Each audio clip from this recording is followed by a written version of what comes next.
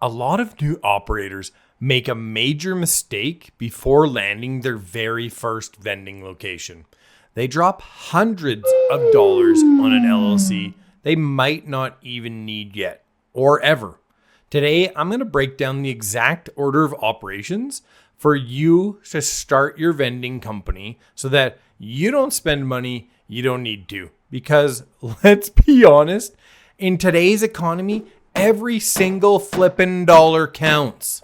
I'm going to look at sole props versus LLCs, sole proprietorships, and the most common questions you have so you can make the best decision before spending your money. Okay, so we might as well just get right into it here. Should you register an LLC first before you get your first location?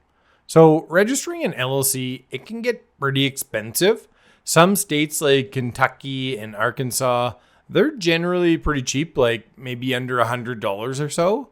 But other states like Massachusetts or California, they're easily over $500 plus, and it gets even crazier depending on exactly what you count.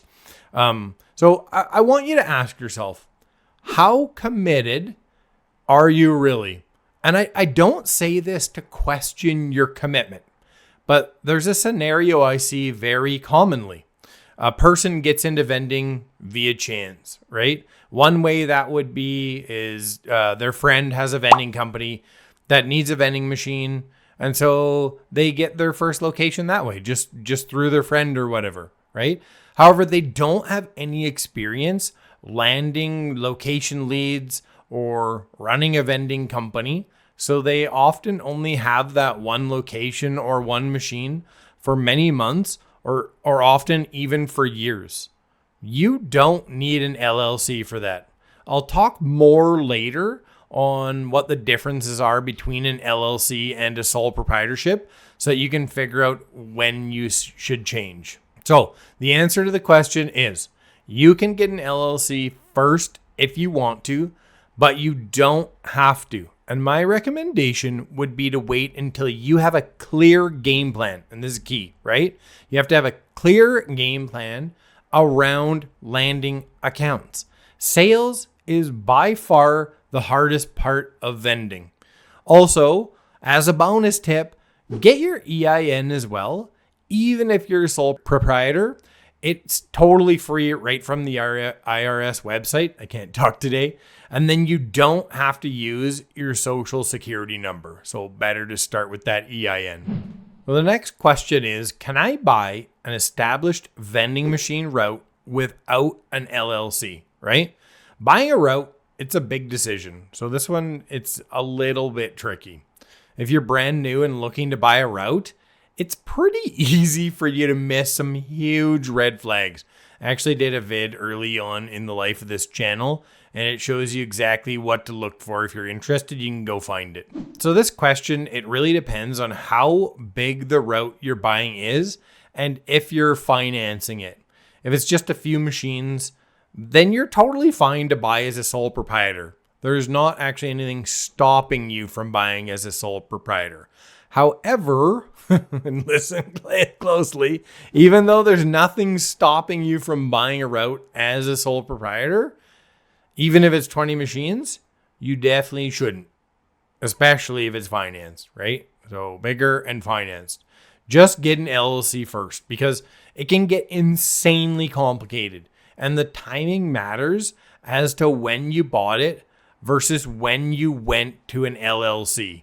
This gets really complicated. I'm not going to break it down in this video. Just if it's bigger or if it's financed, just get the LLC first. Save yourself the trouble and just make it happen so you have as much protection as possible. So I have a community of small operators and we focus heavily on sales and how to quickly build and scale super profitable vending companies. So if you're tired of guessing and spinning your wheels, and sales is really hard and vending when you start is very hard, and you need like a plan to land locations and scale up your business, links are going to be in the description and the pinned comment. Come join us.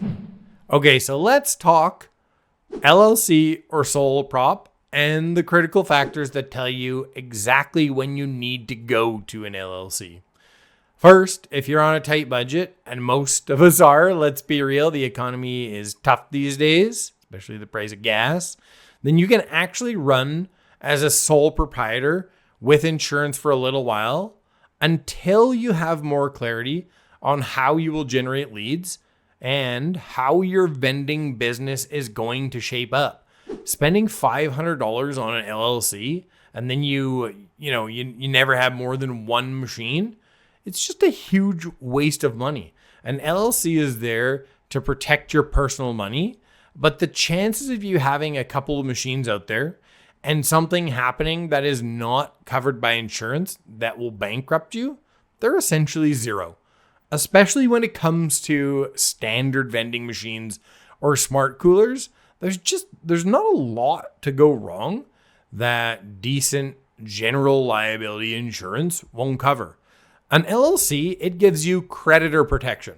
So it's important to have an LLC if you're financing machines, because if you end up defaulting, like let's say you get injured and can't work, you can't pay the bills, then creditor protection stops them from coming after your personal assets. Also, your LLC is completely useless if you treat it like a personal piggy bank. This is just a tip.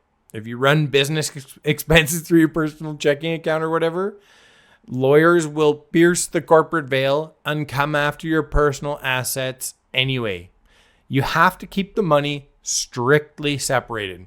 Okay, let's look at the scenarios when you really must have an LLC, and then I'll give you an exact checklist and order of operations for you to follow so you know exactly what to do. So, first off, you need to have an LLC if you're taking on any debt and or scaling aggressively, because they can't come after your personal assets if you default. And the more aggressive you go and the more you finance, the higher your risk, right? You're putting yourself at higher risk. One caveat is unless you signed a personal guarantee, which would supersede that. Again, I don't think I've said this. Not a lawyer, not accountant. There's going to be a disclaimer at the end. Financing can be risky, like unless you know what you're doing around assessing account ROIs, right? Which is assessing the location, population, and all of the factors that go into determining whether a location will be profitable and profitable enough to also pay off your financing, etc., right? So make sure you do your homework and get good at assessing locations before you finance machines. If you need help with this, let me know. Next is if you have a commercial warehouse space or vehicles, because your LLC protects you if you default on those contracts. Okay, so just that's scenario 2. Then 3 is if the account you're trying to land is a larger corporation or something that requires it. Bigger deals, they often require these types of things. They don't want somebody who's brand new, becoming their vendor because there's more risk there, right? So for bigger companies. Okay, hopefully that makes sense. Before we get to the order of operations I promised earlier, I want to go through a big mistake I see come up quite commonly, which is trying to file in another state that isn't your own because they have a cheaper filing fee. And yes, it varies dramatically, right? So it can initially save you a lot in fees, right? Especially if you're in the really expensive ones like California or Massachusetts, like I said before. But usually you're going to have to register that LLC in your home state anyways, something like foreign company or something like that. And that's just going to double up your work and the paperwork. And so it's going to cost you, same or whatever anyways. Just file where you are. It's less complicated overall, and you'll thank yourself and hopefully me later. All right, here's your order of operations, your playbook. Start and just get a sole proprietorship. Unless you have a plan, unless you're able, for sure that you're going to be scaling up to a decent amount of machines shortly. So sole prop 1, open a dedicated business bank account next. Again, like I said, don't mix your vending revenue with your personal money. Then you have to start learning how to sell. You've got to figure out how you're going to land leads and work on getting your first or second location. The very first thing you need here is a website. Bar none, stop, end of story. This is the absolute best lead generating asset you have. And it takes a while for these things to rank. So you've got to get this started right now. I don't care if you have an LLC. I don't care if you have a sole prop. Decide on a name, get a website going, and make sure you structure it right for local SEO. It needs to be recognized as a local entity. I have a service that does this super cheap, and it's focused on only building vending websites. So you get it done by an expert, and you don't have to gamble on some random person on Fiverr from overseas, or let AI build something that is super simple, but that you can't add on to and adjust later, right? AI is great at shallow work, but it is not good at deep work. It does not actually think. So, go to my website and you can check it out. Even if you're not a community member, you can buy one for a very low cost. And if you are a community member, you get a discount.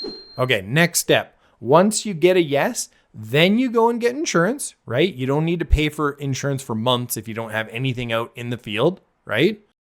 Then you can get an LLC once you land your first account or two, right? If it makes sense, based upon everything else I've gone through in the rest of this video. I hope that was helpful. Don't forget to like if it was and subscribe to the channel. Come join the Seriously Profitable Vending community. And just to be safe, this disclaimer is as follows. I am not a lawyer or accountant or anything like that.